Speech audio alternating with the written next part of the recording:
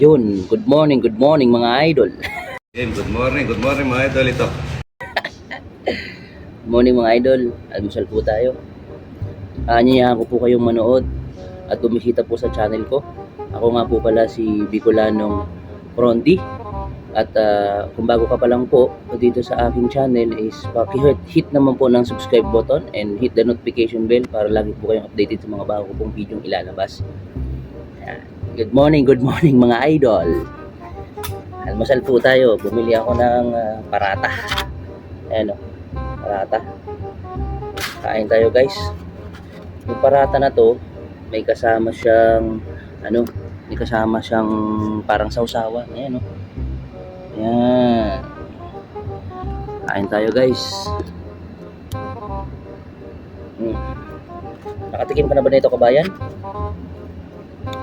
Kung nasa Middle East ka, malamang familiar ka sa ganitong pagkain.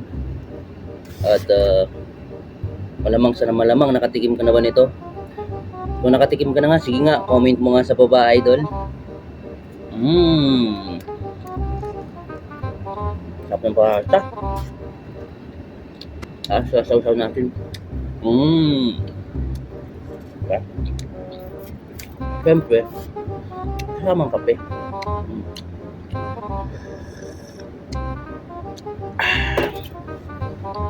Lamig kaayo. Sarap. Almusal tayo guys.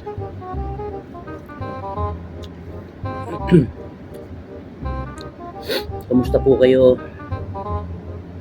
Sana ay nasa mabuti kayong kalagayan ngayon at naway patnubayan kayo ng mahal na Panginoon, bigyan ng maraming blessing at ilayo sa anumang kapahamakan. At syempre, good health na rin.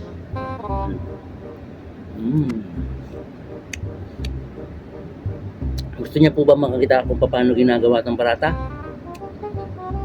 Alam ko gusto mo makita. Sige, papakita ko sa inyo kung paano ginagawa yung parata.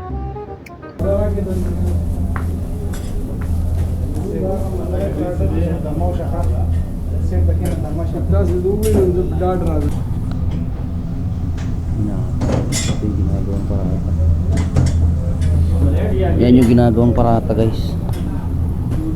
Sarap yan, parata. Ito, yan yung dough ng parata. As duminamasaw. O, panis. Dinamasa. Ginagawang parata.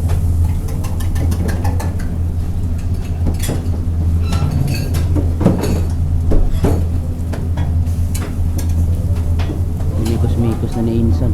Mikos.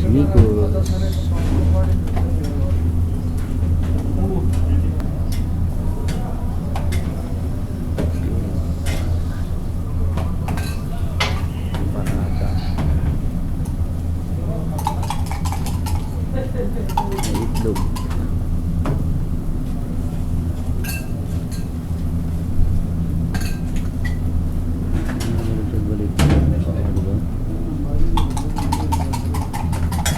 Yung may itlog tapos wala, plain parata with egg.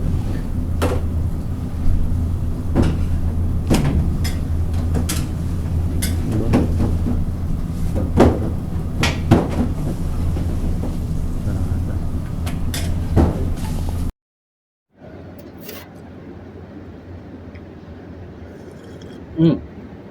At yun na nga guys, no? Nakita nyo kung paano ginagawa yung parata, paano minamasa, paano niluluto. At ang dami rin bumibili, pero ako lang yung bukod tanging Pilipinong bumili doon. Lahat ibang lahi, karamihan India, Pakistan. Nag-iisa lang po tayo kasi nagustuhan ko talaga yung lasa nitong parata. Masarap siya, para siyang bread na merong itlog kasi, kaya masarap kainin. So paano guys, hanggang dito na lang. At kung bago ka pa lang po sa aking YouTube channel is paki-subscribe naman po and hit the notification bell para lagi kayong update sa aking video pang i-upload.